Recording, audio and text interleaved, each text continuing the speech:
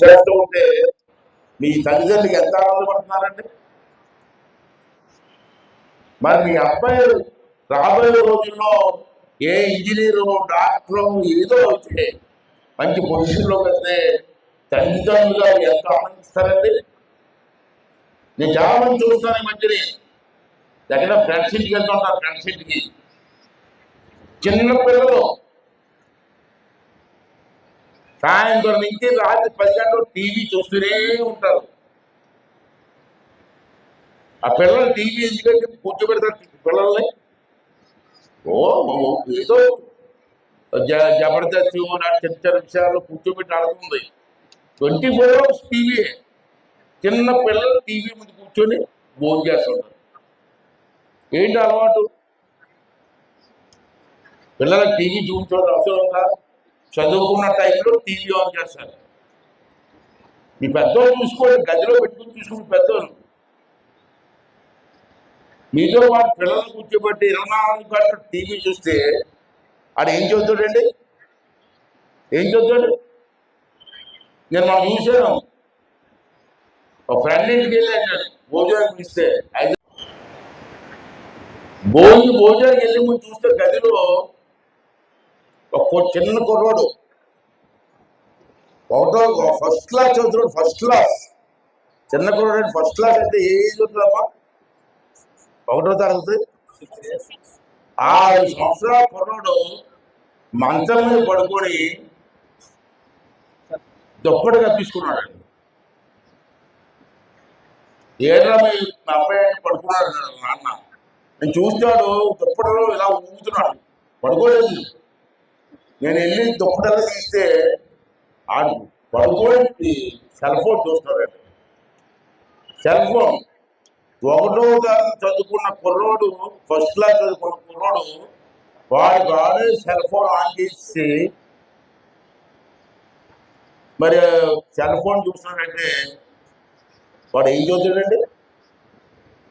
ఆడి వయసు ఎంత అండి? ఆడికి ఎందుకు సెల్ ఫోన్ ఇస్తారు మీరు? సెల్ ఫోన్ ఎందుకు ఇవ్వడానికి? చిన్న 1వ తరగతి కుర్రోడు సెల్ ఫోన్ చూస్తాడా రాత్రి 10 గంటల 11 గంటల వరకు? అది ఏం చదువుతాడండి? ఇవన్నీ కూడా మీరు ఆలోచన చేసి పిల్లల భవిష్యత్తు ముఖ్యమండి. నేను మొన్న అమెరికా వెళ్ళాను. 15 రోజులు ఉన్నాను. ఏ స్టేట్ అమెరికాలో ఏ స్టేట్ వెళ్ళినా మన ఆంధ్రప్రదేశ్ కుర్రలు కనపడాలి. నాకు ఉద్యోగాలు బ్రహ్మాండంగా చేసుకుంటారు. అక్కడ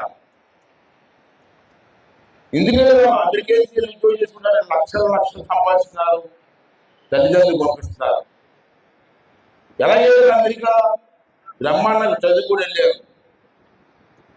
రెండోది మొన్న ఆస్ట్రేలియా వెళ్ళాను. ఈ మధ్యనే ఆస్ట్రేలియాలో కూడా తెలుగు ఉన్నారు. మన నర్సింగ్పట్నం కుర్రోళ్ళు ఉన్నారు.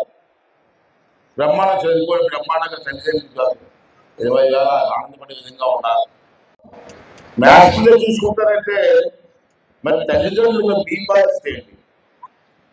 ఎప్పుడైనా మీ పొరవాడు మ్యాథమెటిక్స్లో వీక్గా ఉంటే మీరు స్కూల్కి వెళ్ళి టీచర్స్ని కలిసి మా అబ్బాయి మ్యాథమెటిక్స్లో వీక్గా ఉన్నాడండి, కొంచెం మీరంతా కూడా ఎంకరేజ్ ముందుకు పంపించడానికి అయ్యాలి. మీరు ఏం చేస్తారంటే చాలా మంది మా ఫ్రెండ్స్ చూస్తుంటారు. నాతో పాటు చదివిన ఫ్రెండ్స్ చాలా మంది ఉంటారు. వెళ్ళినప్పుడు మా అబ్బాయి ఇంజనీర్ అయిపోవాలని అంటాడు. అది మ్యాథ్స్ ఇంజనీర్ అవుతుందంటే ఆ మ్యాథమెటిక్స్ వీక్ కాదు. మ్యాథమెటిక్స్ రాకుండా ఇంజనీర్ అయిపోతున్నాడండి. మా కుర్రోడు సైన్స్ వీక్.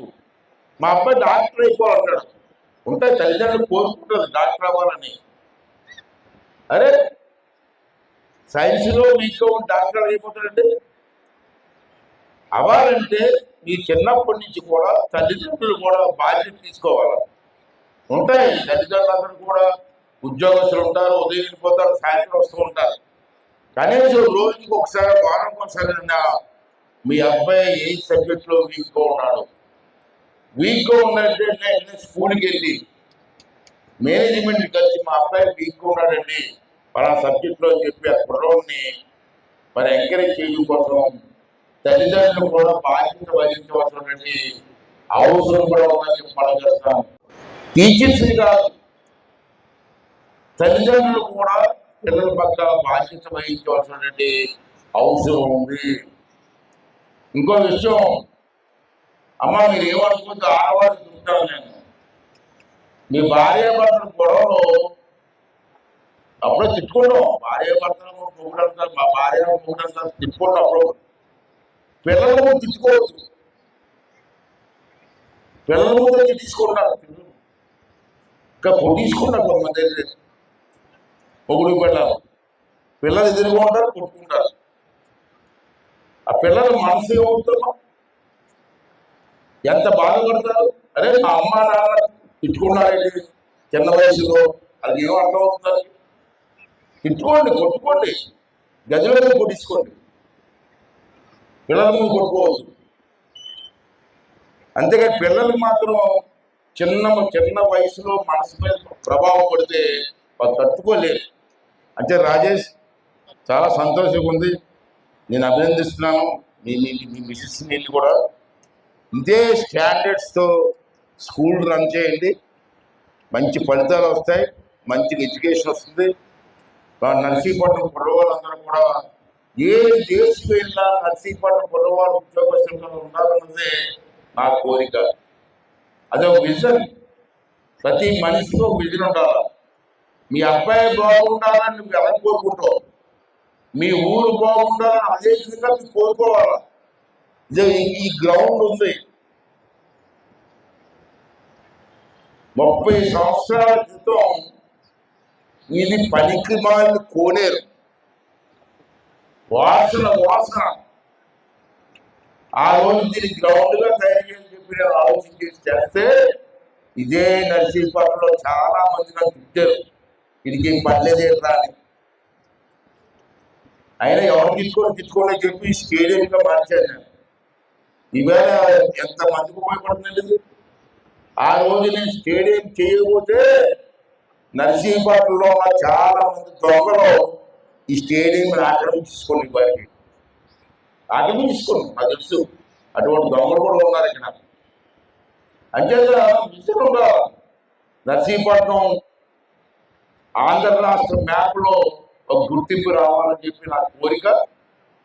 చేద్దాం. ఈ 5 సంవత్సరాల్లో